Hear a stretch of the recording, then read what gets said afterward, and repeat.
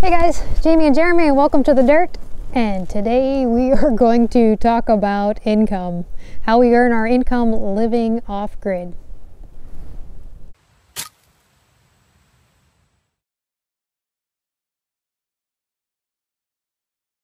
you guys are new to the channel, The Dirt is where we share a little bit about why we think what we think, why we do what we do, and today we're going to be answering your questions that are all stemmed around income. I would say that or how we make a living. How we make a living, yes. So, or how we make it work financially, living on an off-grid homestead.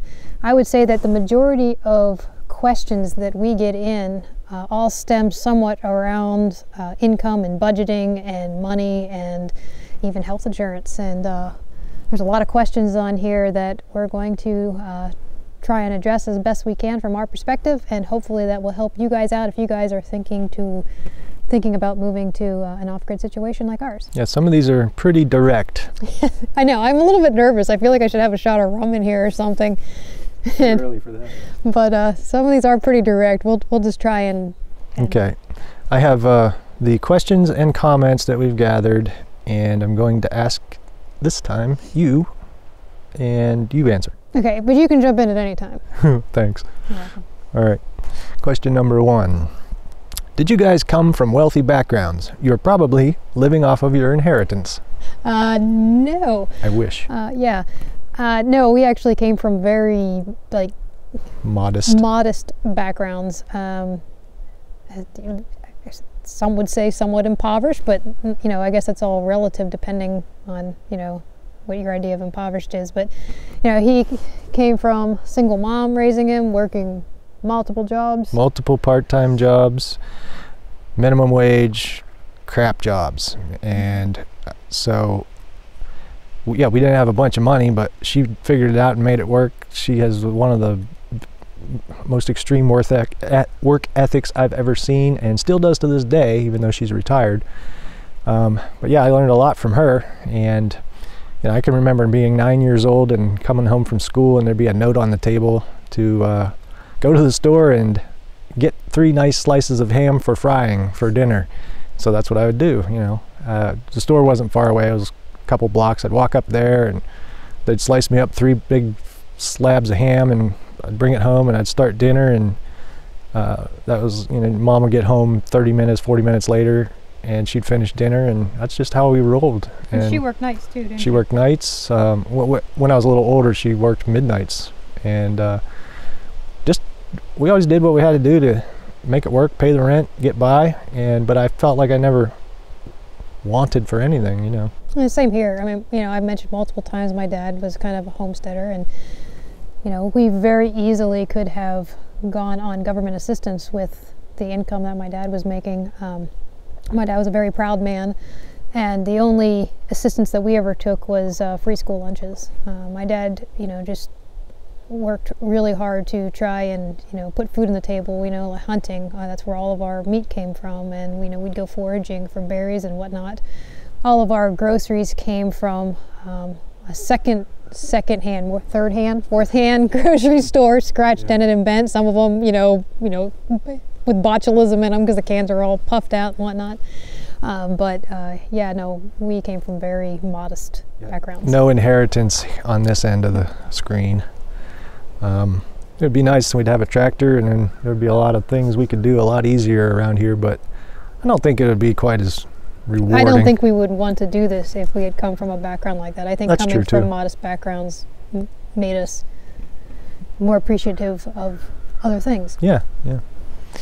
Next question. You guys are always talking about how you, quote, made it and had everything you wanted. Are you rich? Again, no.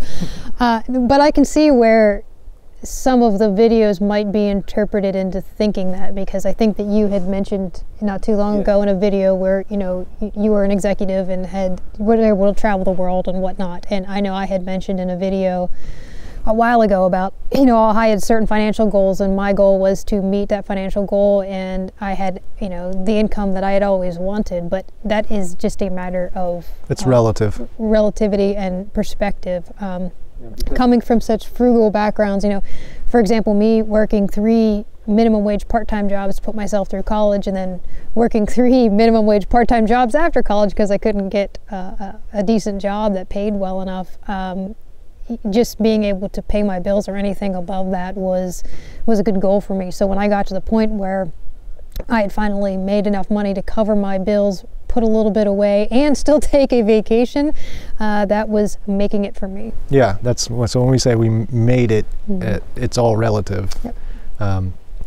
If you live beneath your means, and your means, it doesn't matter what your means are. If you don't want much, then you don't need much. So it's easier to make it, I think. And again, I think that, you know, if we were the type that were, you know, making 6 figures a year or whatnot, I don't know necessarily that we would be doing this. It's not that, I just don't know that the inspiration would have been there to go down this path. When I had that feeling of, hey, I made it, I had the ability to, you know, I had paid off all my debt, and I was able to save some money and invest some money, and that was making it for me. And then it was like, all right, well, you kind of get complacent after a while, and I didn't like that feeling. So even though I would have made it in what other people would consider making it, that doesn't mean that it was that fulfilling. And I know that sounds weird, but money isn't everything, I guess. So I've been on both sides. I've been dirt poor, and I've been relatively well off. And I like the balance of kind of a middle ground, you know? But no, we are not rich. Okay. How do you earn income living off-grid and not commuting? Well, we covered this a little bit in a video 2 years ago where, you know, we were living on grid, but you know, the situation was still the same. It was how to quit your job at Homestead. But the main source of our income right now is actually YouTube. Before we had moved off grid, though, you know, it was YouTube and different side jobs that we would have. So consulting gigs that he was doing with IT. I had consulting gigs with SEO and internet marketing. And then when we realized that we were going to be moving off grid, you know, we kind of doubled down and took on a few more extra jobs to kind of make sure that we had a little bit of savings, knowing that there was going to be a period where we were going to need to set up here, and we weren't sure what the internet availability was going to be, a power situation. You know, I had worked nights stocking shelves at a grocery store for the winter, and then after that, a lot of you guys know that I was working in a farm store, which kind of worked double. I had the income, but I was also learning a little bit about the markets. And I was building a website at that time, and all of this kind of was a timing thing too. We didn't really start YouTube to make money. We still really don't rely on YouTube for money because it's very inconsistent. But we have been fortunate enough to build and grow a decent sized channel to where I think it was this past month where we almost broke even, and we've been doing this for 2 years. So it is not an easy way to try and earn an income, and so that's why we also have diversified it a little bit, and that's always been our goal, is to sort of create multiple streams of income that help offset if anything goes wrong in any one area, because we made that mistake before where we were both working for the same company and both lost our jobs. So that was all of your eggs in one basket. So we definitely try to diversify more now. So we earn our income from multiple sources, and YouTube is one of them.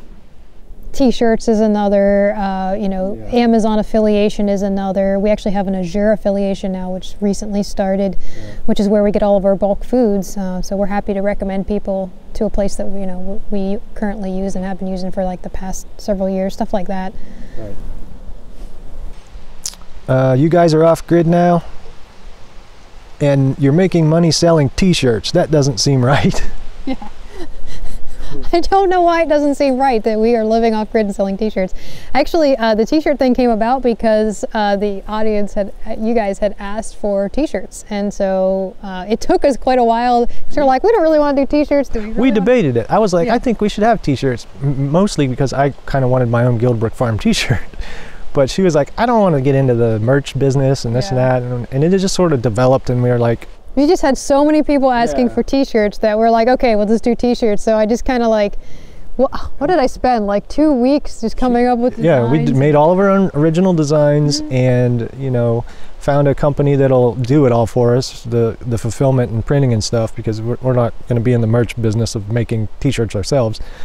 We just don't have the time. But yeah, it's not like we make a bunch of money on it. It probably makes enough to cover the shirts that we've bought ourselves. Yeah, actually, that's exactly right. Yeah, That's exactly I right. mean, it's not a stream of income, but the thing that people, or some people, think that because you're living off grid, you should be impoverished or living like a pilgrim and not have a way of making money or not selling T-shirts. I don't know. I don't get that. I don't either, but yeah, you still need money living off grid. Yeah, you got to have money to do. I don't care what it is.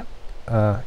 It just all depends on how much you need as to how willing you are to live frugally, and that's how we make it work. We just don't need a ton of money.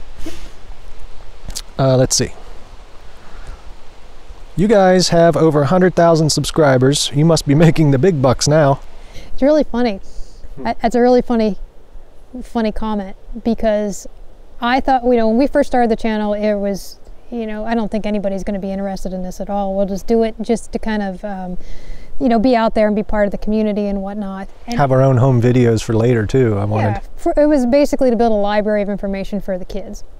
And then at some point, some of our videos really took off. People were really interested, and it became a job. And when I say job, I mean we're spending like 30-40 hours a week shooting and editing and uploading videos and maintaining comments and marketing and all that kind of stuff. And so at that point we had to decide, is this going to be a stream of income? Are we going to pursue this, or is this just going to be a let's put out one video every month or every other month kind of a deal? And we decided to try and make it into somewhat of an income source for us. That we were going to try it because our backgrounds were, his was in video, mine was in photography. We both were in internet marketing. His was in IT, I was in SEO. So we had a perfect fit. We had the perfect fit, perfect background for doing something like this. I had made technical videos before, marketing videos before for other companies. So it wasn't a stretch for us to do something like this. We reached a point where we were trying to decide, is this something that we want to build and grow? And if so, we have to figure out a way to offset it and pay for itself, because we're putting a lot of time in, and our time is worth something. Well, I want to say something though. At some point in the beginning, I would say that I thought that we would be making it, or at least breaking even somewhere around the 60,000 subscriber mark. For me, that was a successful channel, and I thought somebody around there, they've got to be making enough revenue off their channel. And we are now at 108,000 108,000 subscribers. We have no debt, we have no electric bills, we have no garbage bills, we have hardly any bills at all. Basically gas and food and just incidentals and internet, yeah, stuff like that. We have very, very few bills, and we are just now breaking even with all of it. With all of it combined, not just not just YouTube, but YouTube, the T-shirts, the sponsorships, all that kind of stuff is just now breaking even. And that's not even covering the investment into the business, which was the first 2 years. All of our time, our money in the cameras, all that kind of stuff, it's going to take a long time to pay that back. It's definitely a labor of love, and if you think you're going to get on YouTube and get rich, it's possible. There are channels that do it, and it depends a lot on the niche you're in and the type of content that you produce. But in our niche, whatever you call it,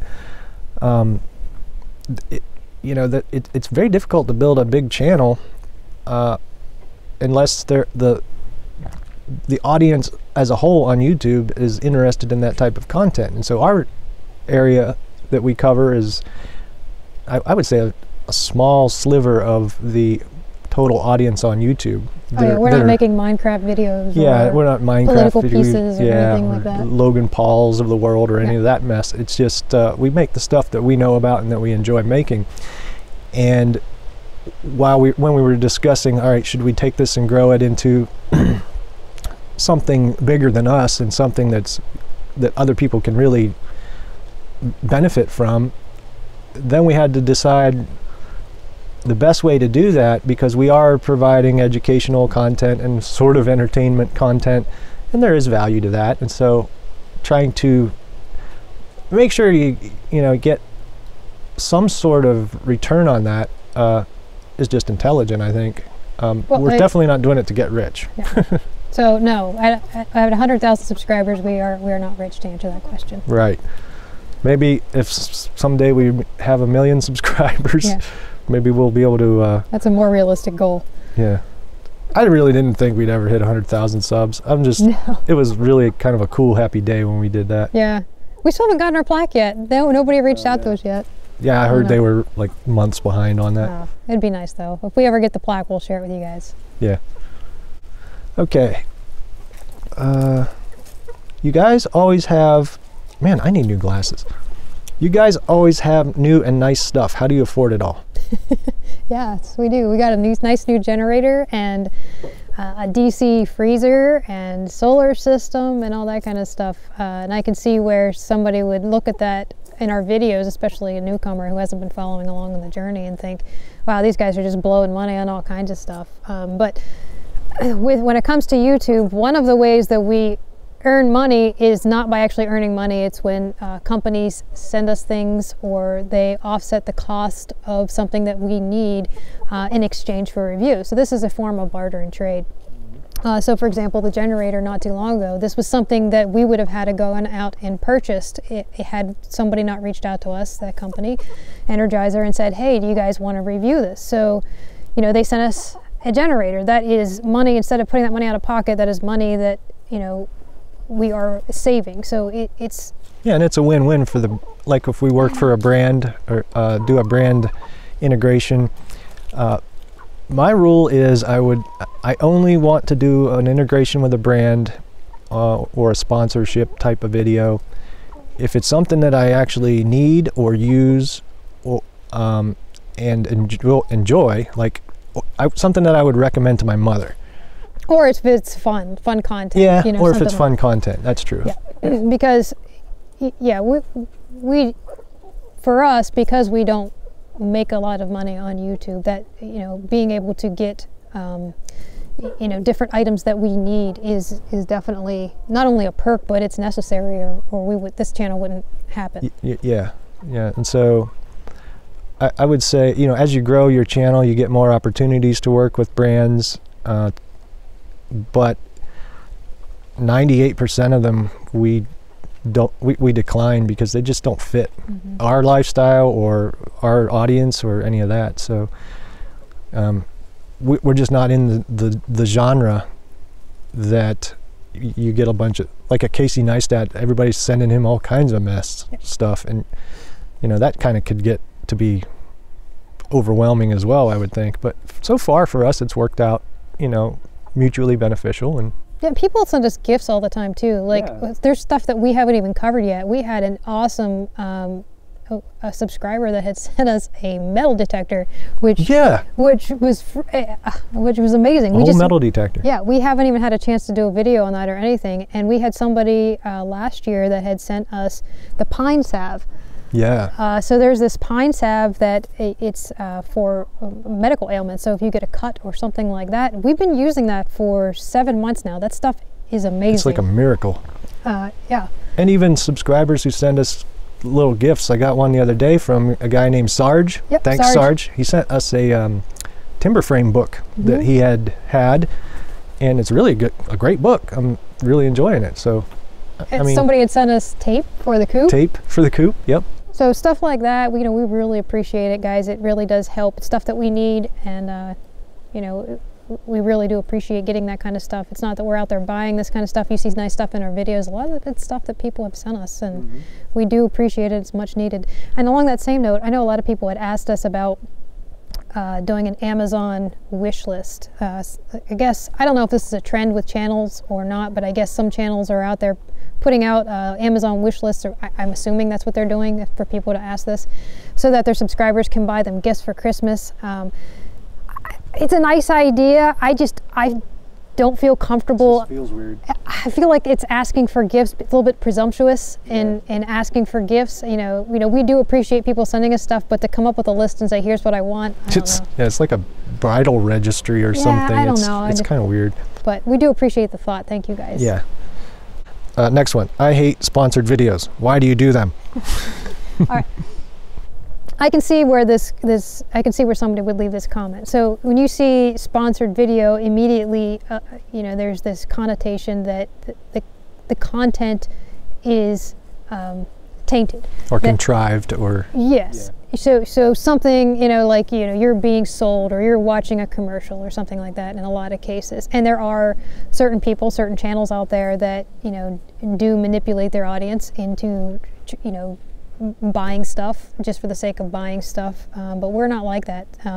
The way I would put it is, you know, if your best friend comes up to you and says, "Oh my God," jeez, craziness around here. And the way I would put it is, if your best friend comes up to you and says, "Oh my God, you got to try this new white chocolate mocha from Starbucks," they're basically selling you on a product. But you're not mad at them, and you don't say, "Hey, we can't be friends anymore. Right. I just can't talk to you because you're recommending stuff to me, and I don't like to have stuff recommended." You know, or if you know, one of your buddies comes up and says about a Milwaukee tool that they just got for Christmas or something. Hey, you know, you'd probably like this. You're not offended if somebody says, "Yeah, you know, maybe you ought to check this out." I already know I like Milwaukee tools, and if this guy gets one and I can see it. Yeah, it's kind of similar. Yep. But I mean, this actual video is sponsored by Skillshare. Yes. And there's a reason for that. And the reason for that is because we have built a business based off of Skillshare that is directly applicable to anybody that is wanting to move remotely or live off-grid and still have a source of income. And the way that Skillshare worked for me is, these guys had reached out to me and said, "Hey, do you want to do a sponsored video on Skillshare?" I'd never heard of them before. And so I started checking out, you know, their website, and they'd given us like a 3-month trial to check out their website and whatnot, which on Skillshare they have a bunch of different teachers on there that present different content, teach you different lessons and different things, everything from like... It's an online learning platform. Yeah, it's an educational platform. Everything from like art to coding to marketing, internet marketing, how to use video cameras, photography's on there. I mean, just business marketing plans, everything is on there. And I started going through this website, and what caught my eye was art. And art's always been of interest to me, and I talked about this in a video called How We Learn New Skills. But I started watching some of these videos, and I was intrigued. I was like, oh, you know what? I think I can do this. I really love art, and I want to start drawing and getting back into that kind of stuff. So I was in Walmart one day, and I walked by a pack of pencils, and I picked them up, and I got a tablet, a little cheap tablet from Walmart, and started watching these videos, and I started practicing. And you guys can see this on that video.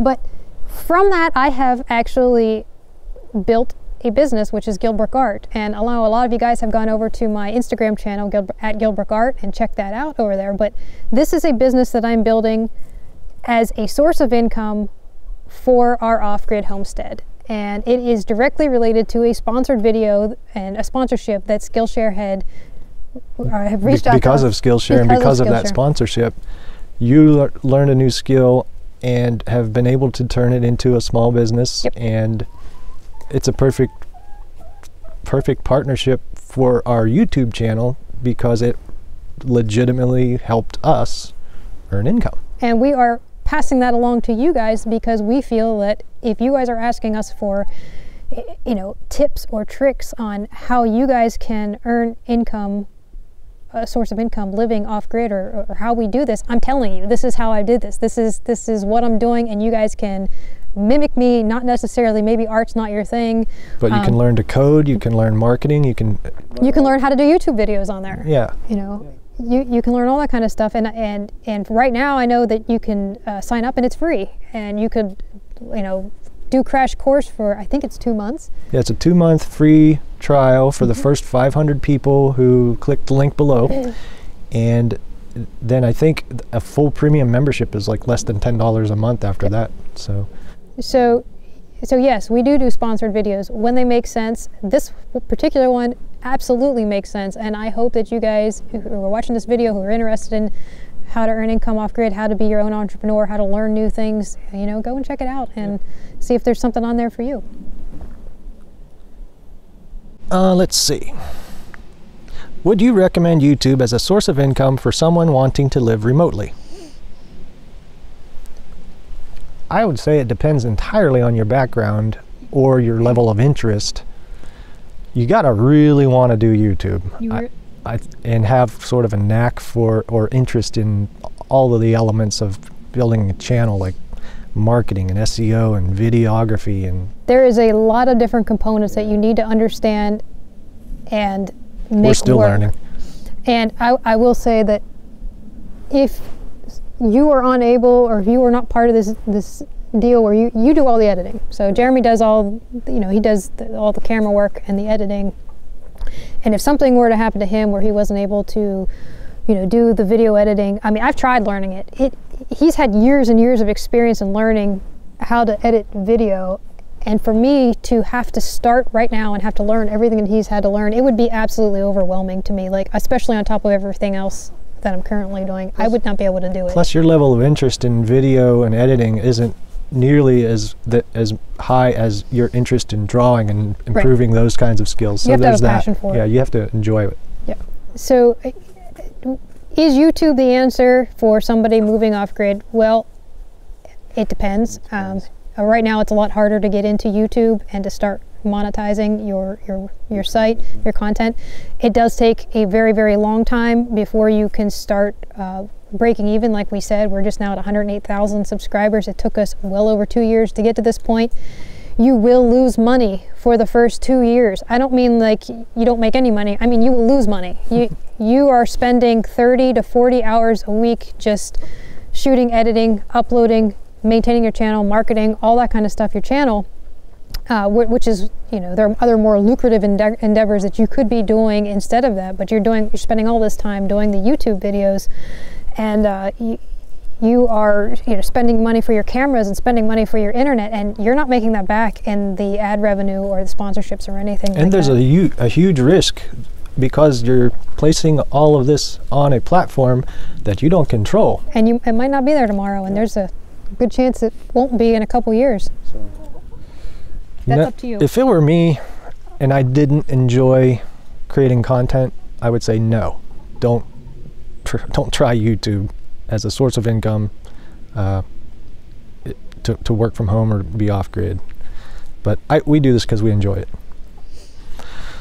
Do you guys do anything other than YouTube for income? Yeah, we covered this a little bit earlier on in the video. You know, he has a background in IT and consulting work. My background is in SEO and internet marketing. Right now, with everything going on with the house and everything like that, we are not taking on some of those jobs. Right. I think once things settle down, we know we'll probably start back up with that kind of stuff. But for me, right now, I'm focusing all my attention on split between YouTube and the Guildbrook Art, building up the Guildbrook Art business. Yeah, there for a while I was doing quite a bit of CAD design for commercial cabinet companies and furniture and things like that. I'm not even doing that right now because I'm building a house. I'm building a house, designing a house, but I'm using those skills to do that. So that's going to be for the next year, I think, at least, for however long it takes to finish this house. That's our #1 priority.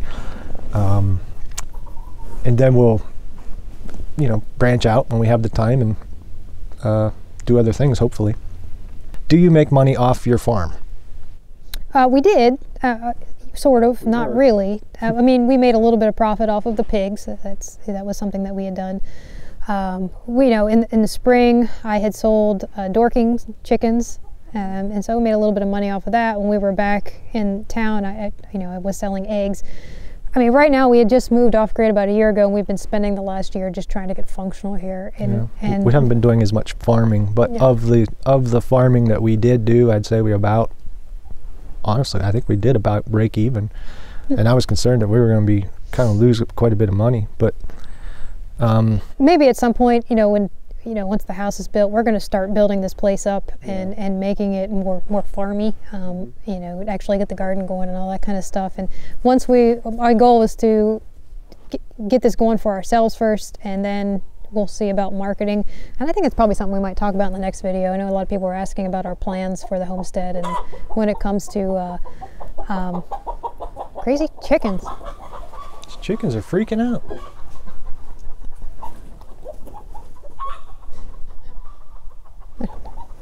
They just do that. It's just random. I don't know why they do that.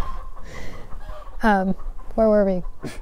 Yeah, I think at some point, probably next week, we might do a video on our plans for the homestead, and people were asking about animals and what we want to get into and what we've learned so far. We might cover that in next week's dirt video. This was a comment made last week. Land rich and cash poor, trying to develop $250,000 development. 4 years with no cash flow. Both go get jobs for 3 years. At the rate you're going now, your kids will be off to college by the time you finish a house. Don't you love those? Yeah, there's no shortage of people who love to tell you how to spend your time or money. Right. It's like Boss of the Swamp says, the you should moments. Yeah. Well, there's a lot of assumptions and presumptions in that comment as to what we're doing or what we're trying to do, but I'm just going to boil it down to one thing, which is, the comment about the kids. Basically is what this is stemming around. Are kids going to be under a nice roof before they graduate and go on to college? And there was a period of time not too long ago when I thought money was everything, and giving my kids materialistic things was the answer, and I no longer believe that. I believe that what my kids need is to have their mom around, and spending quality time with them right now while they are younger and not having to run off to a job or being stressed out by a job is a priority for me, and that's what I enjoy doing. And if we have to do that all while in a trailer, I am more than happy to do that. If it means we're not under a pretty roof, that's fine. Yeah, and we're able to teach them how to learn and teach them the skills that kids their age and their peers in school they don't have a clue about. I think our girls have a much bigger breadth of knowledge and skills because of the lifestyle.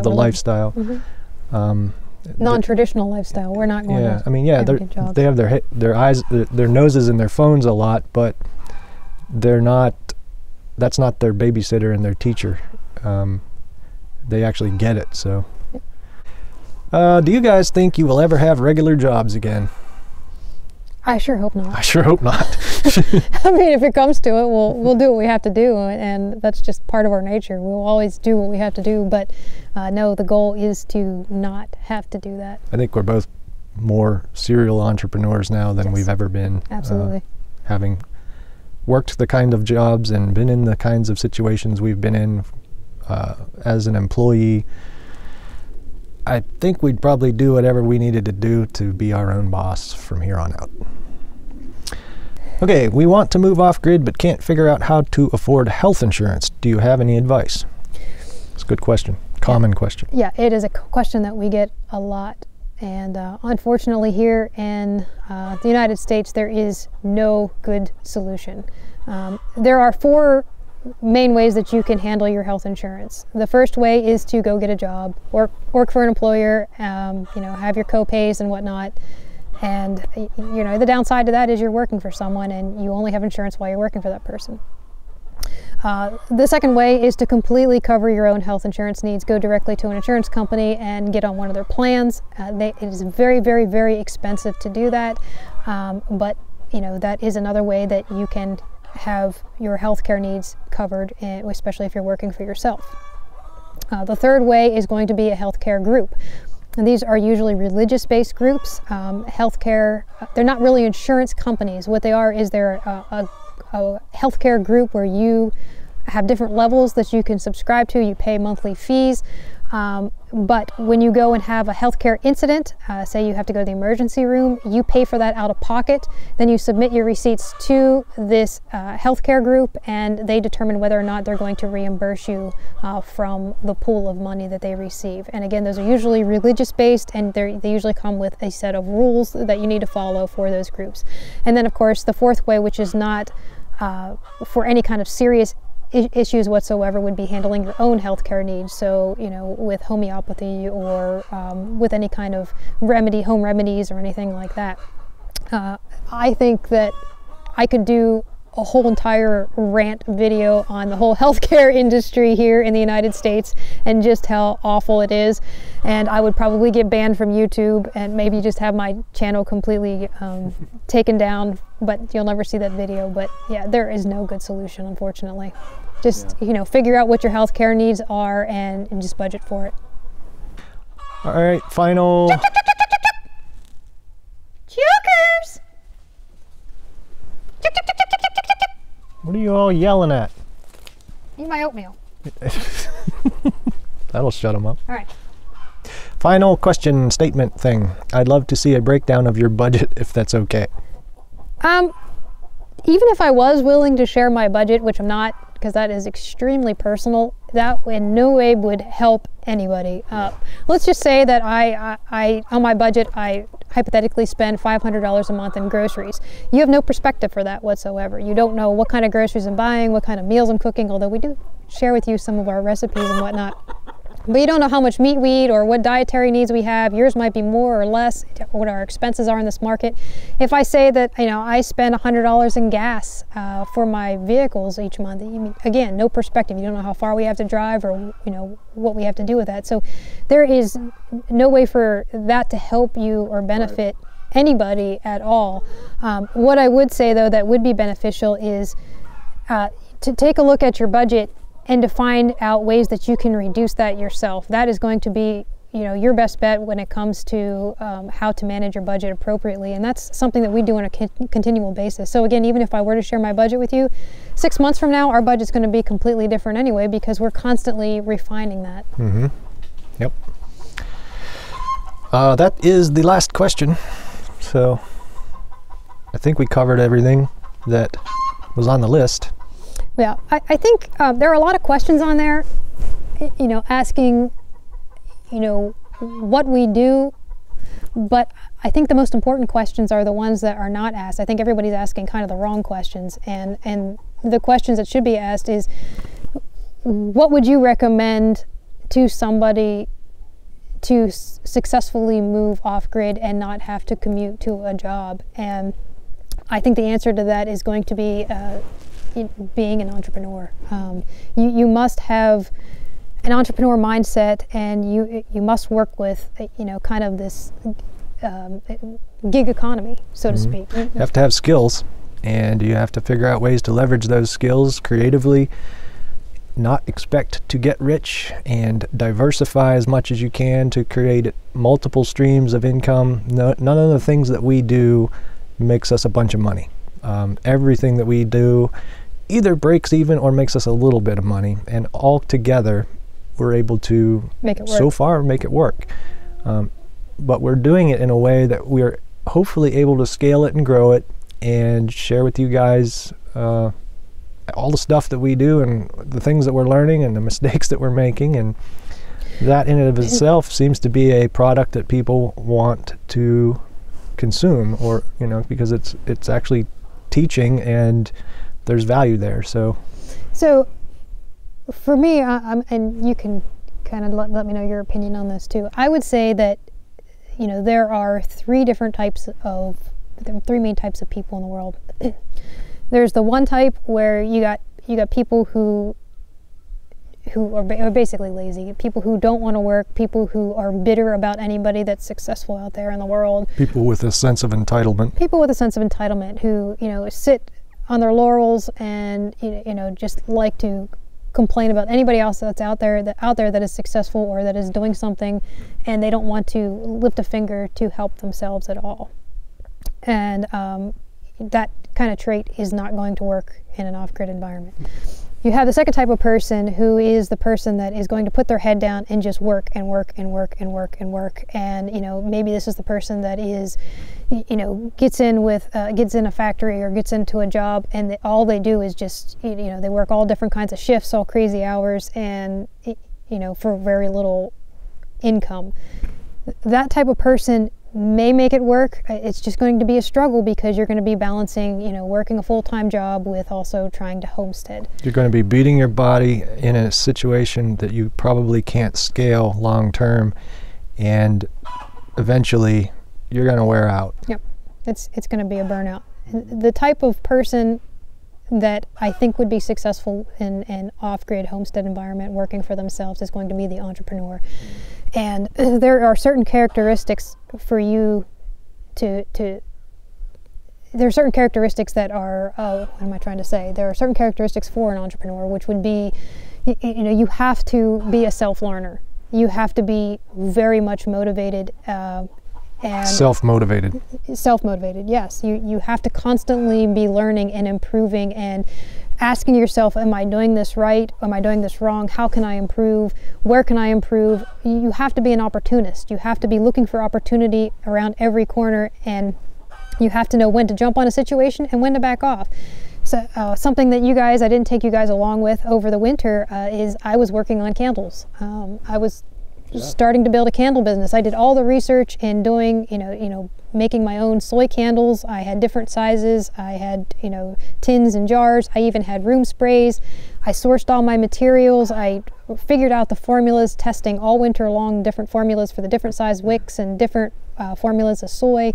Came up with beautiful candles, but quite an investment. You know, all of I'd have to invest a huge amount of money into the materials and into inventory and into just having the space for all of the stock and inventory. There was also issues with mailing, especially when you got into like the glass jars and stuff, and it didn't work out. So you have to be analytical, and you know, when you go down a path, you don't just continue going down it if it's not working out. You have to know when to call the shots. You have to also know your market.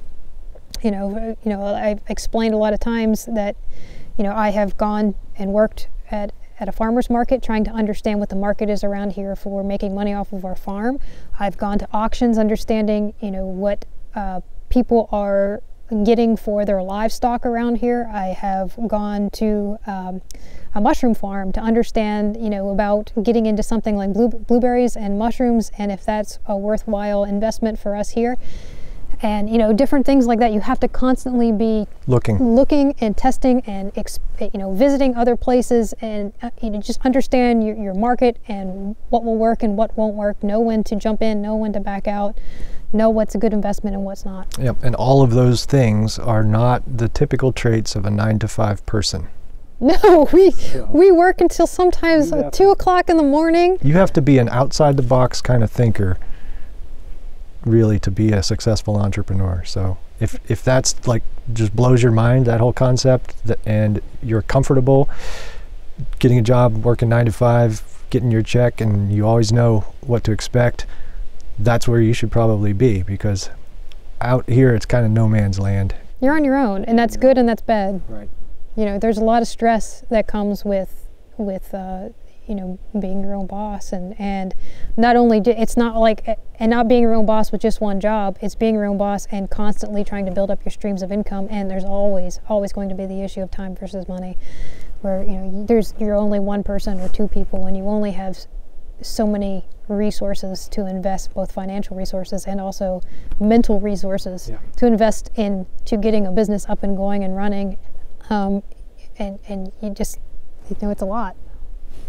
Yeah, we enjoy it. We do it because we enjoy it, and I've been doing it for so long with that mentality that I think it would be very difficult for me to try and get a 9-to-5 job doing the same type of thing every day. I would go insane. I couldn't do it. Yeah. You know, I have found my thing. My thing is Guildbrook art. It took me 42 years. Everyone always asks our age. 42 years, although I haven't been looking since I was an infant, but I've been looking for a long time for that one thing that is me, and that is my thing. And you can tell because it shows. in your work. And I'm constantly improving and constantly trying to, you know, get better at it. I love what I found. I love what I'm doing, and Skillshare. Yeah, have Skillshare to thank for that. I do, no, for real. Yep. All right, so hopefully that's been helpful to you guys. If you guys are looking to move off grid, and you know, let us know if this has been helpful to you guys. Leave your comments, questions down below. We do the dirt every Sunday. I think next week we're going to be talking about the homestead plans. You know, everything is all hypothetical, just what we want, but we're going to be talking about that, covering that next week's video. If you have any questions about that or any other things, we save all the questions for whenever that topic comes up. Leave them down below. We'll save them, and we'll catch you in the next video. Thanks for watching. Cheers, guys.